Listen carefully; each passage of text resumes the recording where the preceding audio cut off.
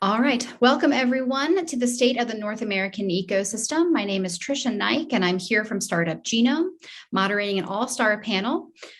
Jack, I'll start off with you with introductions. Great, thanks, Trisha. And hi, everyone. It's really great to be here today. My name is Jack McDougall, and I'm President and CEO of the Greater Washington Board of Trade.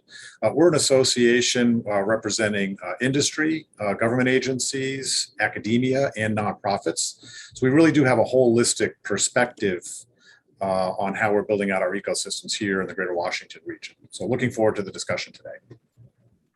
Thank you. Us as well. Mark, please go next. Hi, I'm Mark Thomas. I lead the Pittsburgh Regional Alliance, which is the regional business investment organization for the 10 counties that make up southwestern Pennsylvania. I'm happy to be here and look forward to talking about all things that we're doing to support startups and companies that are investing in innovation. Lovely. Thank you, Mark. Julie, please take it away. Hi, such a pleasure to join you. I'm Julie Heath, Vice President of Entrepreneurial Ecosystems at Indiana's Economic Development Corporation. This is a new role. I'm on day 7, and I came here from, as I was previously Chief Executive Officer of Indiana's original co-working space for entrepreneurs. Lovely. Thank you, Julie. And Joe, please close us out. Good afternoon. My name is Joe Donovan. I run the Office of Innovation, Technology, and Entrepreneurship for Mississippi Development Authority, which is the state's economic development engine. We're part of the state office. All right, fabulous, Joe. Thank you so much. Thank you for everyone for joining. Got a relatively short panel today, so we're going to be hitting highlights around startup ecosystem acceleration, using some of what we have recently just learned, of course, that came out in the Global Startup Ecosystem Report.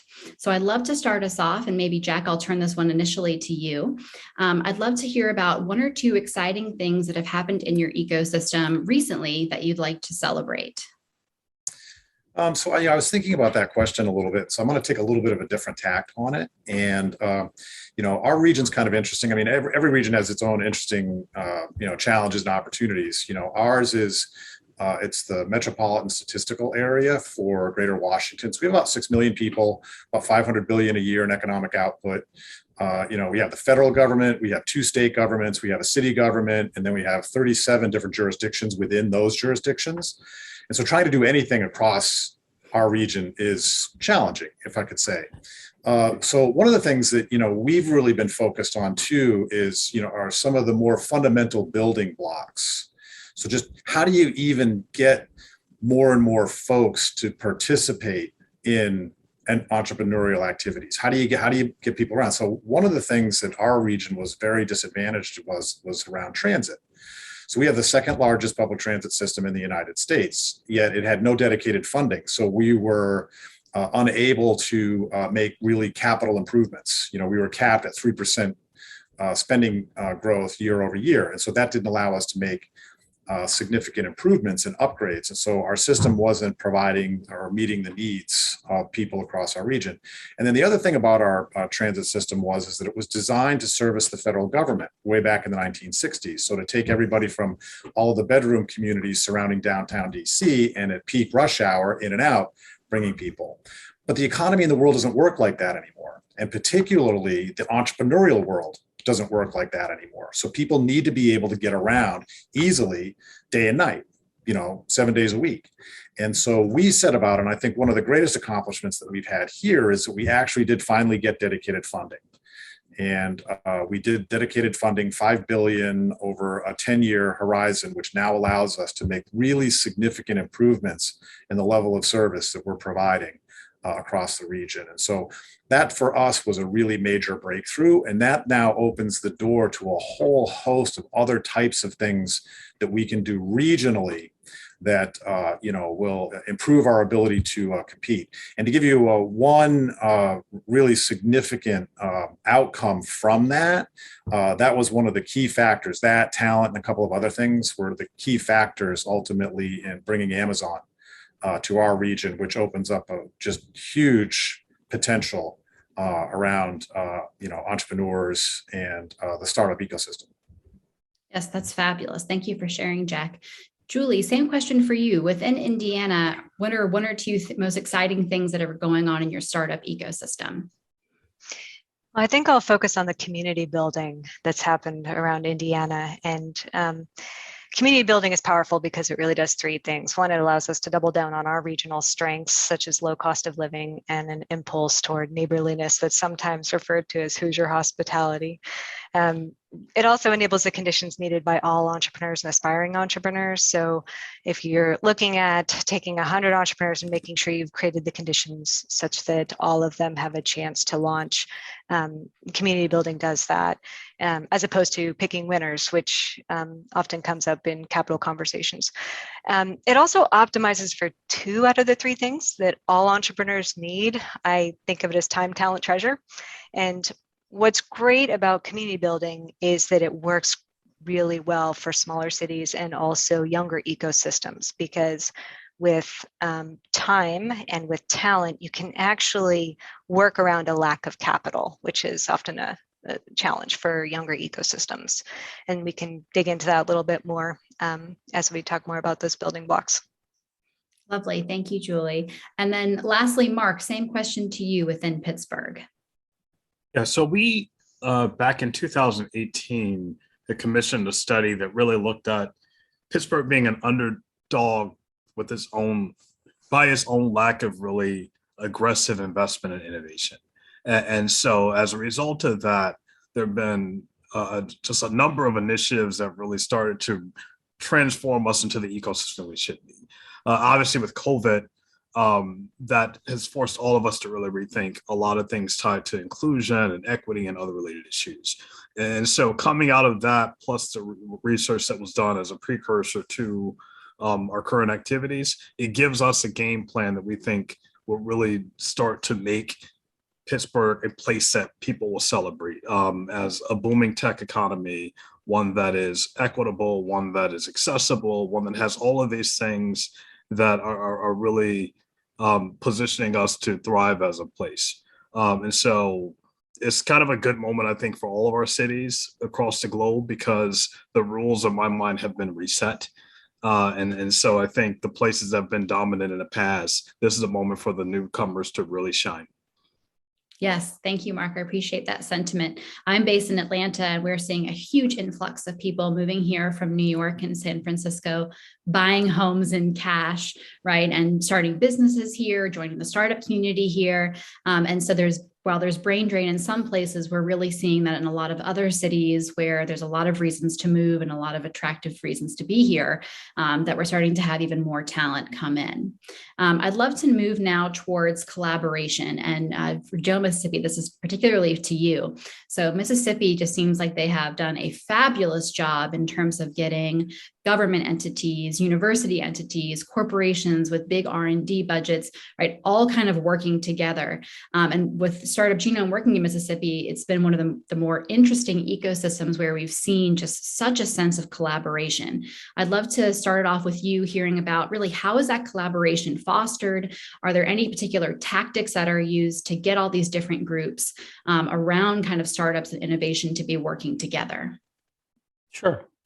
And Jack, we're a little smaller than you guys. I think statewide, we're at about 3 million people over 82 counties.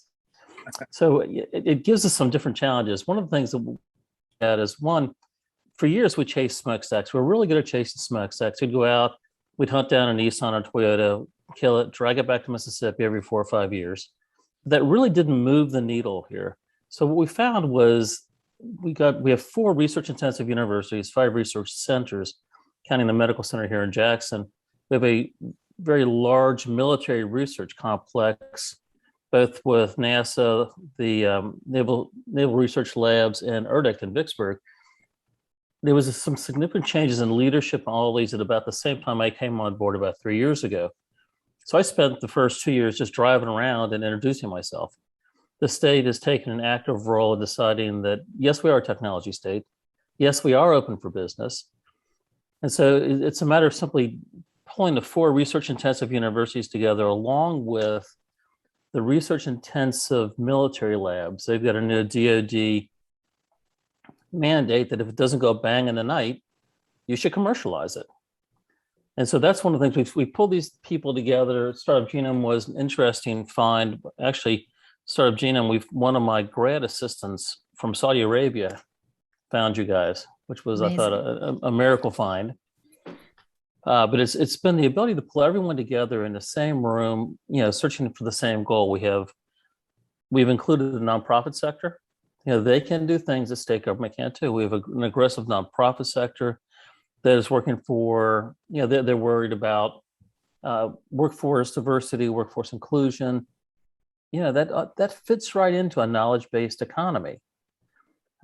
We've done a lot of work with the university curriculums. We help rewrite a lot of the knowledge-based curriculum projects. So it's been an amazing 3-year run, and we just hosted our first large strategic planning session for 2 days at MDA, Mississippi Development Authority. We had all the university vice chancellors in charge of research, military people in, and we kind of set a pathway for each of us have a piece of the playbook. And we're using the same playbook. Each of us have our pieces now. So how do we implement that? And it's been a pretty exciting time. Awesome. Thank you, Joe. Julie, same question to you. In Indiana, really, how are you fostering collaboration across the ecosystem?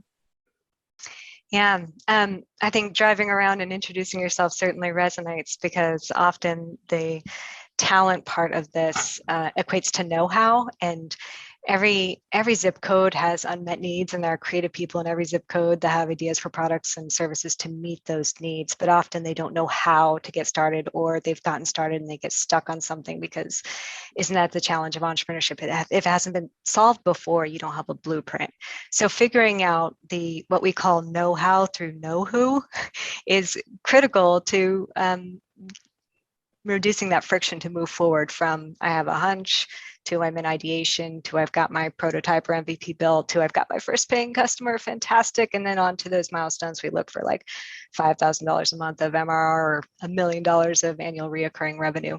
So I agree that driving around, making sure all of the ecosystem builders know each other and understand what each pool of entrepreneurs is trying to accomplish does end up accelerating everybody. So it's a lot of pounding the pavement. Here in Atlanta, our Chamber of Commerce actually gets all of the heads of the different accelerators, incubators, universities together about once every 6 months. And it just makes a huge difference just to know each other, right? And feel comfortable in reaching out. Well, thank you, Joe and Julie, for giving us feedback on collaboration. I'd love now to turn it over to Mark in Pittsburgh and talk about one initiative that you and your team are really most proud of over this COVID time, whether it's a policy or a program that came out of this time. Would love to hear how Pittsburgh specifically has been catering to the needs of entrepreneurs through this dip of COVID. Yeah, so I won't say there's like one specific thing. I think there was a specific way of engagement that we pursued, and that was to keep people connected, keep people informed on the opportunities, whether it was federal funding, local state grants. We did a lot of just communication to make sure that every company that was at risk of failing that we could touch, that they were connected to the resources that were needed. And I think that engagement has really forced people to really rethink, okay, how do we make sure we continue this moving forward? That it's not just only when there's a crisis, but that we prioritize our local companies, our local entrepreneurs, our local businesses, while we continue to obviously encourage more companies and others to invest in our region. And I think that is something we're most proud of. And it obviously has really shifted how we think about our work. Lovely. Thank you, Mark. Jack, same question to you. Within, the greater Washington area, is there a particular either program or policy or relief program that cropped up that you saw that was particularly helpful to entrepreneurs weathering this time? So I think one of the things, if you think systemically about, improving the environment, is that it is an iterative process, like the other folks here, convening people, bringing people together, but there's a really roll up your sleeves, day-to-day iterative process of working back and forth. So one of the things that we did to take advantage of, a global pandemic that was causing significant hardships was, could we use that to deploy some of the tools and technologies that we need to improve the ecosystem? And so one of those was 5G. prior to the pandemic, we had 37 different jurisdictions running around with their own different deployment strategies.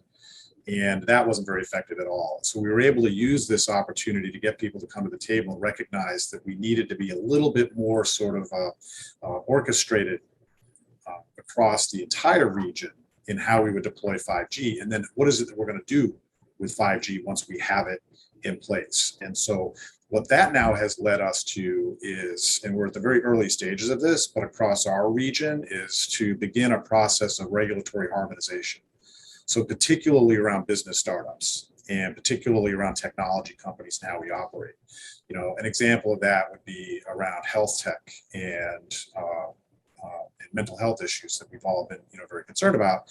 The certification process to provide mental health services is different across each one of our jurisdictions. So if you live in one jurisdiction, you work in a different jurisdiction, and your therapist is in a third jurisdiction, you might not be able to get the kind of services that you really do need. So how is it that we can level that playing field, which then creates a certain level of scale that then allows entrepreneurs to come in and provide solutions to some of those challenges and problems that we're facing. And so we're really kind of focused on some of the backbone issues that will really unleash this. So, it's not, again, in this region, we'll never have one sort of coordinated approach to anything. And I don't think that's desirable. We're not talking about industrial policy, but really how can you create a much more vibrant playing field so a lot of these things can more spontaneously occur. And then there's a variety of programs underway that, can really take those and bring those to the next level. Fabulous. Thank you for sharing, Jack. All right. Well, we just have a few minutes left here. We're going to do kind of a 30-second lightning round. So I ask for you each to give about a 30-second response on this one. Would love to send us off with, what are you currently working on to fuel startup success? So is there something in particular you'd like to point to, or anything that you're looking for help with or collaboration with, where viewers today can get in touch with you to take part in it? So I'll kick it off with Julie in Indiana. What are you currently working on, kind of like lightning round style? Take it away. Well, one of the areas of focus I think that's come to light is the sense of idea flow as being a major driver of any economic outcome we're looking toward. And Sandy Penland at MIT Media Lab has some fantastic studies and writing about this. And I am eager in this new job. I'm on day 7. So credit to IEDC for even creating a VP of Entrepreneurial Ecosystems as a proper role at our state, but then really looking about how that know-how through know-who and via idea flow and the connectivity that I think both Mark and Jack mentioned really can advance our programs. Thank you, Julie. Mark, please. You're next. So we're hiring a startup czar, and it kind of building off of the highlights that I mentioned earlier, is that we realize our local companies haven't really interfaced with the infrastructure we have to support them, beyond like their incubator or accelerator or co-working space. And so we want to make sure every startup that is spurred in some kind of way is that we're tracking their success and engaging them. Lovely. Joe, please. Changing the flavor of the way people view government. One of the most frightening things that I ever heard when I was in business, I've started and sold 10 businesses, is, hi, I'm from the government, I'm here to help. That should scare the living hell out of most people. But what we've managed to do is change that flavor. When somebody has a problem, when the industry has a problem, when an entrepreneur has a problem or an issue, the first thing I want them to do is pick up the phone and call their local state senator or representative, call us, because our job is to facilitate their growth. And we've managed to change enough of the leadership issues around the state that we understand that's not our role. Our role is to provide them with the resources they need and then get the hell out of the way. So, we're looking at getting rid of as many regulatory issues as we can. And that's one of the advantages of being in a small state, is if you want to see the governor, pick up the phone. That's awesome. Thank you, Joe. He'll answer it. I would hope so. All right, Jack, we'll close it out with you. About 30 seconds left. Great. So one of the things that we've been doing with our members and partners across the region too is looking at what's next for organizations. What does workflow look like? And creating a thought leadership laboratory so that we can begin to define what it is that organizations are going to need to do as we move forward. What does that look like? And so, I think one of the biggest challenges we have right now is uncertainty.